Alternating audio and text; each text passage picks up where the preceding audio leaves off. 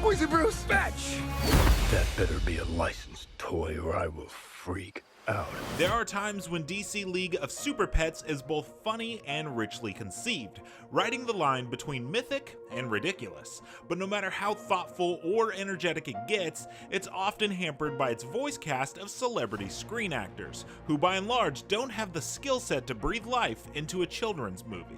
If there were a version of the film with the dialogue track removed, it would probably be more effective.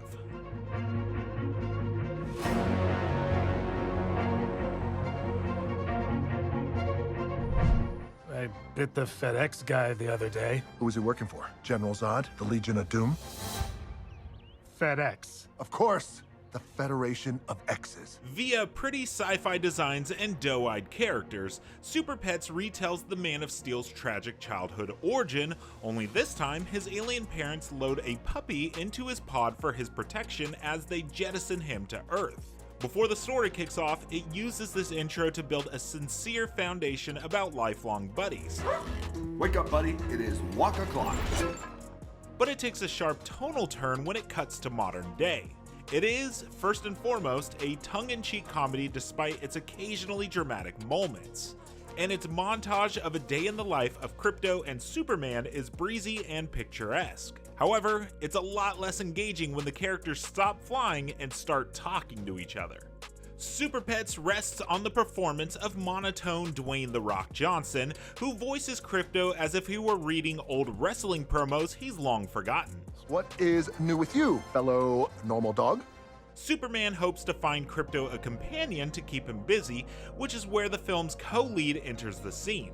A shelter dog named Ace, who's meant to have a gruff disposition, but who Kevin Hart voices as if he were being forced at gunpoint. Sorry, you were saying something?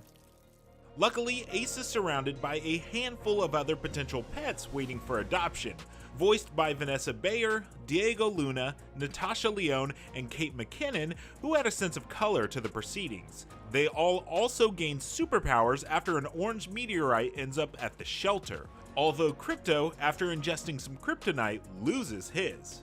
There are plenty of jokes and references worth a chuckle as Super Pets builds its plot. Batman works alone, except for Robin.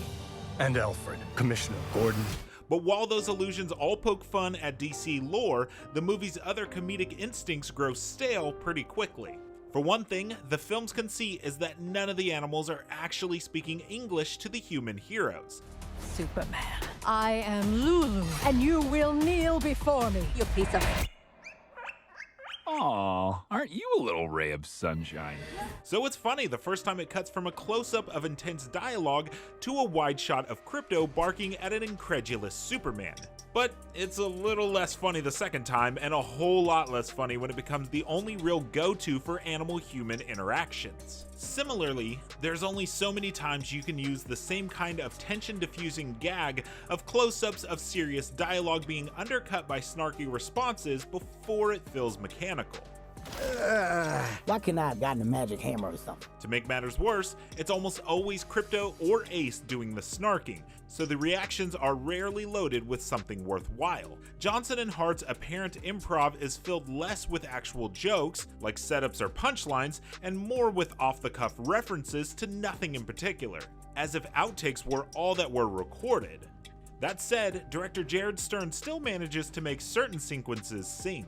The action is always momentous, and the glistening metropolis makes for a worthwhile battleground when things go awry, if only because you don't want damage to come to its gorgeous Art Deco facades. Steve Jablonsky's propulsive and original score grants the animal heroes a sense of sincere gravitas, even if their respective stories don't always manage to.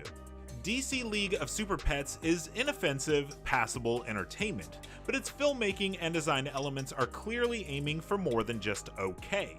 Ultimately, it's another rock-hard vehicle, but one where the comedic duo drags down the whole production, rendering even its best, most thoughtfully conceived scenes a blur. Keanu Reeves is a clear exception as a hilariously self-effacing Batman with pitch-perfect timing, but unfortunately, he isn't in the movie all that much. DC League of Super Pets may have thoughtful filmmaking on its side, but what it doesn't have is a voice cast that can lend life and personality to its characters. The superpowered pets end up with the short end of the stick. Neither are their stories as rich as the movie hopes, nor are they ever truly funny beyond a few fleeting comic references. For more movie reviews, check out what we thought of Lightyear and Thor: Love and Thunder. And for everything else, stick with IGN.